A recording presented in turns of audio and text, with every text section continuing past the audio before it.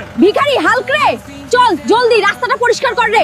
আমার এমএলএ বাবা আসছে রে, রাস্তায় কাদা পেলে তোকে চাকরি থেকে বের করে দেবেন রে। আরে ভিখারি, আমার গাড়ি থেকে দূরে সর রে, তোর ছোঁয়া লেগে আমার গাড়িটা নোংরা না হয়ে যায় রে। আরে রে, এই এমএলএ এর মেয়ে আমার মজা উড়িয়ে চলে গেল রে। কিন্তু দেখিস, একদিন আমিও তোর থেকেও দামি গাড়ি কিনবো রে।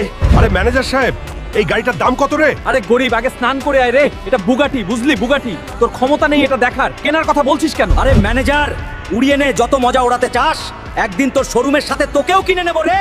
আরে ইয়ার, এখন আমি এত টাকা কোথা থেকে আনবো রে, যা দিয়ে দামি গাড়ি আর নিজের স্বপ্ন পূরণ করতে পারবো রে? এসো এসো, জাঙ্কু দাদাকে হারাও আর জিতে নাও 700 কোটি টাকা। কি রে, 700 কোটি? আমি হারাবো জাগ্গু দাদাকে। আরে আরে, এখানে কোনো বাপের বেটা আছে যে জগ্গু পালোয়ানকে হারাতে পারে?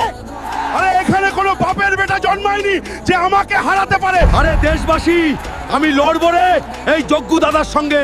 তোমরা শুধু লাইক আর সাবস্ক্রাইব করে কমেন্টে তোমাদের নাম লিখে যাও রে।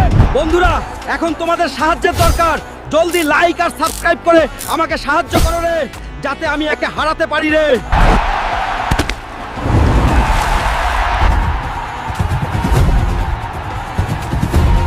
আরে ম্যানেজার রে, এই নে 700 কোটি রে, আর বেরিয়ে যাই শোরুম থেকে রে।